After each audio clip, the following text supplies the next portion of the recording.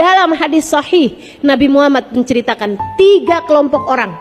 Tiap kali dia sholat, sholatnya nggak akan terangkat dari kepalanya 1 jengkal pun. 1 jengkal pun. Teman-teman saudaraku sekalian, sholat tuh buat diterima mesti keangkat dulu. Gimana ceritanya kalau keangkat aja enggak, gimana mau diterima? Dan kalau diterima baru ada pilihan, mau dibalas apa nggak dibalas. Tuh kayak WhatsApp. Saudaraku sekalian, kalau belum terkirim gimana mau diterima? Terkirim aja belum? Terkirim dulu baru diterima kalau ada sinyal, kan begitu ya?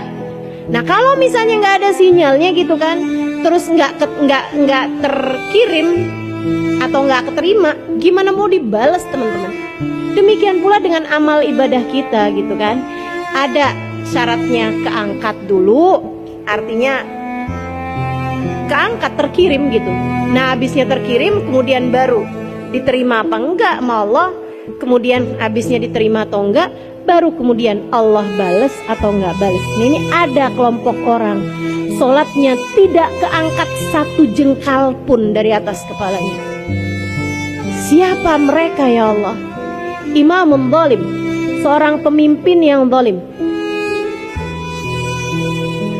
Camat kek, bupati kek, wali kota kek, gubernur kek, apalagi presiden.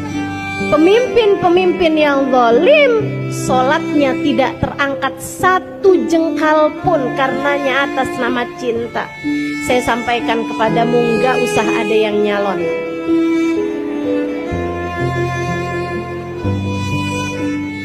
Nggak usah di sini ada yang cita-cita pengen jadi gubernur ya. Apalagi presiden gitu kan. Teman-teman saya sekalian, yang sudah keangkat, sudah kepilih, ada di area situ, area jadi orang-orang yang merupakan wakil-wakil rakyat, saya doakan mudah-mudahan kamu bisa amanat. Saya doakan mudah-mudahan kamu bisa mengemban amanat yang tidak ringan itu. Sebab begitu dia jadi seseorang yang zalim, entah korupsi, entah zalim kepada rakyatnya, apapun jadi jenis kezalimannya, sholatnya nggak keangkat 1 jengkal pun teman-teman. Terus siapa lagi? Seorang istri yang suaminya sedang marah kepadanya. Jangan berani menjadi salah satunya. Kamu jadi istri yang benar, bukan buat suamimu, bukan buat anak-anakmu, untuk dirimu. Bukan demi kebahagiaanmu yang singkat di dunia ini teman-teman, akan tetapi untuk hubunganmu yang sangat erat dengan Allah Subhanahu wa ta'ala.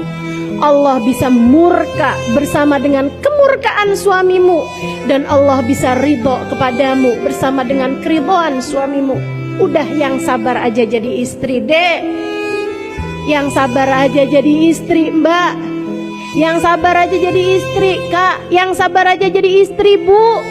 Waktu kita nggak lama kok di atas muka bumi ini. Sabarin aja, demi untuk dirimu sendiri, demi untuk sholatmu sendiri, demi untuk ibadahmu biar diterima sama Allah Subhanahu wa ta'ala, demi untuk pintu surgamu yang kamu bisa diperkenankan, dibukakan dari semua pintu surga. Kamu boleh masuk ke surga manapun yang kamu inginkan. Kurang apa balasan Allah buat istri yang solehah?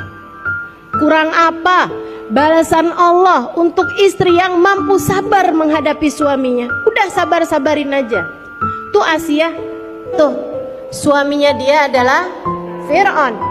Segitunya dia bisa jadi istri yang solehah. Teman-teman, kabarnya Asia tuh kalau sama Fir'aun dianggap nggak nurut, itu ditaroin di kayak tempat tidur gitu yang dibuat dari api, yang dibuat dari besi, di bawahnya api dinyalain, dipanggang.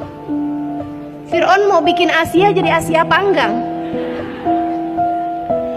Lah suami kita kan nggak Fir'aun amat. Ayolah, Lagian kamu mau nuntut suami kamu tuh mau jadi kayak apa? Ngaca. Dirimu sendiri itu loh, kayak sok-sokan aja.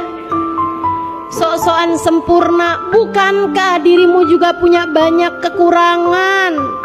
Bukankah dirimu juga punya banyak aib dan celah? Bukankah dirimu juga punya banyak kesalahan? Ayo belajar untuk bisa jadi seorang perempuan yang mudah-mudahan tiap kali kamu sholat Allah berkenan memandangmu dengan pandangan penuh rahmat. Yang ketiga, dari orang yang sholatnya gak akan pernah keangkat satu jengkal pun. Ini sholat. Sholat tuh ibadah yang paling banyak kita lakukan dibandingkan dengan puasa, dibandingkan dengan haji, teman-teman, bandingkan dengan zakat, kan begitu. Segitunya aja Allah gak mau menerima sholat kita satu jengkal pun. Yang ketiganya siapa? Akhwan mutasoriman, orang yang lagi gak akuran. Yuk liatin hatimu, dendam sama siapa hatimu itu? Hah? Punya kebencian sama siapa hatimu itu? Diapain sampai bisa segitu dendamnya? Diapain sampai kamu bilang seumur hidup gak akan pernah saya maafkan orang itu? Baik teman-teman sekalian yang saya muliakan, akhwan mutasoriman, dua orang yang sedang gak akuran, ada dendam di hati kita sama siapapun, menghalangkan sholat kita diterima sama Allah, menghalangkan ibadah haji kita, ibadah umroh kita buat terima sama Allah. Jadi yuk sama-sama saling benerin diri, biar kita ketika mengerjakan ibadah apapun aja jadi ibadah yang layak diterima sama Allah Subhanahu wa ta'ala.